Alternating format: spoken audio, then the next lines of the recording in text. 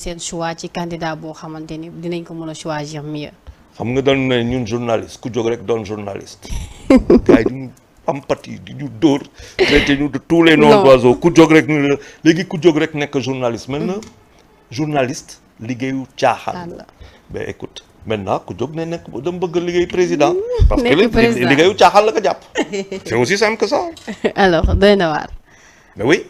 ah ok.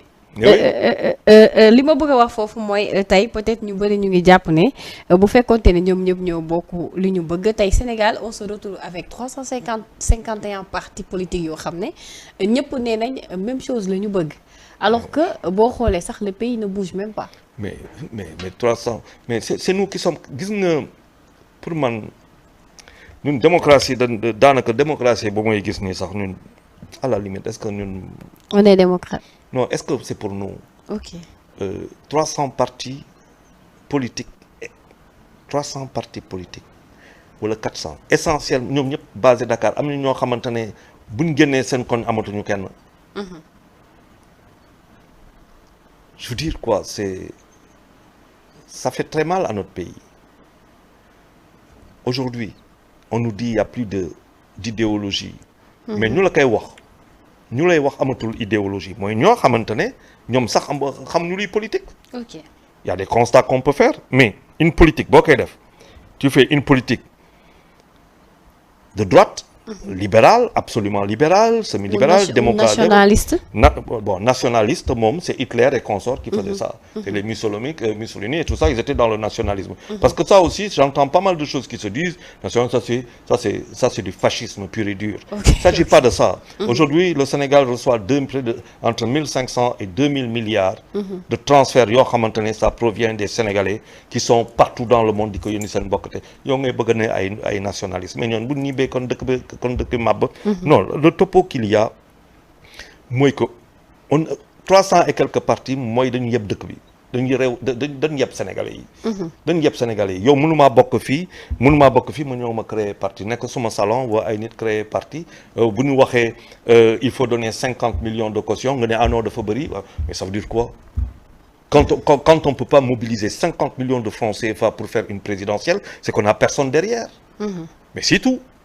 D'accord. Mais surtout, c'est-à-dire, il faut qu'on soit nous-mêmes journalistes. Moi, je pense, à mon sens, puisqu'on nous traite, nous, d'être nous, journalistes, mais nous, Britam, alors, dafa mel ni boobu moom dencaloon nga ko gars yi. bu baax a baax profitoo nga waxaa jàllale waale ko mu jàll alors dañuy terminer très rapidement alors benn dernière question mooy tey Sénégal ku jóg waxu pétrole waxu gaz souvent boo leen di dégg ci seen programme sax doo dégg fu ñu waxee la question sécuritaire et tey ñu bëri ñu ngi wax ne dëkk bi comme am nañ pétrole am nañ gaz donc waruñu seetaan ñuy gën a continuer ci pauvreté bi wala war nañ ci mën a bénéficier wu par rapport ak ñi nga xamante ne ñooy ñëw di ko exploiter di ko yóbbu mais doo ci dégg kenn koo xamante ni peut-être dina aborder l'aspect sécuritaire te gaz ak pétrole fu mu feeñ kenn waxaalew ko. xam nga man daal gis nga boo toogee ñu ne la ñaata macroéconomiste moo am Afrique laa la wax de waxuma la Sénégal da ngay toog ni donc fii ku mu neex wax. réew nga ne da nga kaa bëgg a diriger. ay la passé na wax de réew dafa am superficie. mu am ñu fa dëkk. effectivement réew bi ñu wër ko immédiatement ñu wër ko gën ko sori. ñu wër ko feneen muy géopolitique ak yu demee noonu. nga am loo yor ci biir suuf si war ko génnee mais munoo amoo doole bu nga koy génnee foog nga dem ut ñoo xam ne ñoom ñoo koy génn lan ngay def ba liggéey ak ñoom pour que tous loolu du caaxaan loolu dafa doon du doy waar. nga am sa sécurité intérieure sécurité au niveau des frontières yor say douane yor say sapeur pompier. yooyu yëpp ñu wax gaz ak pétrole ak ay kàngam ngay toog dafa am loo xamante ne da ngay liggéey ci pétrole. nga nekk employé kooku di la fay mu am koo xamante ne day liggéey ci pétrole xaalis bi moom moo ko moom. waaw kooku moo jar a xam. effectivement kuy liggéey ci biir pétrole bi da lay jox écosystème ba tey ñun amuñu doole ga. pour ne dañuy explorer dañuy exploiter. Notre système monétaire, ne serait-ce qu'en termes d'emprunt, les centaines de milliards waxuma la de francs CFA mais d'euros ak de dollars lu muy jar UEMOA yoru ko waxatuma la Sénégal. Donc dañu war a xam ñun lañu war a def. Le président de la République pour moi c'est quelqu'un si Sénégal pour moi c'est quelqu'un ku xam lu bëri si pétrole ak gaz. Gisuma fi daal Sénégal ak expérience bu mu am ñu ko fi gën a xam. Ah mais on a entendu Arona Coumba Ndoffène, il s'est prononcé par rapport à ci loolu. Mais Arona Coumba Ndoffène veut être président de la République aussi. Ouais, d'accord. Très bien. Donc moi je relativise. OK. À partir du moment où je cherche quelque chose, voilà. Si tout va bien, pourquoi je vais être président de la République? Si je ne suis pas en phase avec lui, pourquoi je vais être président de la République? Non.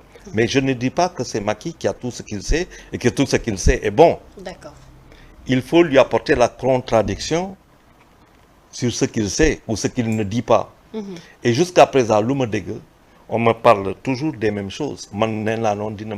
Pour les informations que j'avais, qu'il serait difficile pour le Sénégal de produire son pétrole, le premier baril en 2023. Information bi c'est avéré. Pour les informations que j'ai, ça reportait à peu près 3 ou 0,3% de tout. Donc à peu près 50 milliards pour la première année. 50 milliards, c'est quoi? On me parle sur les 2 ans, 3 ans. Il y a Thierno Alassane Sall qui a parlé d'un certain nombre de choses. Où il dit, par exemple, on aura par exemple 150 milliards, 200, voire 300 milliards de francs CFA qu'on pourrait gagner sur la première année, deuxième année, troisième année. Mais si sur la première, deuxième, troisième année, tu gagnes 300 et quelques milliards, mais ça représente quoi dans ton économie dans un budget de 6 000 milliards? Ça veut dire que tu seras obligé d'aller emprunter encore de l'argent pour soutenir l'effort. Et on est très endetté actuellement.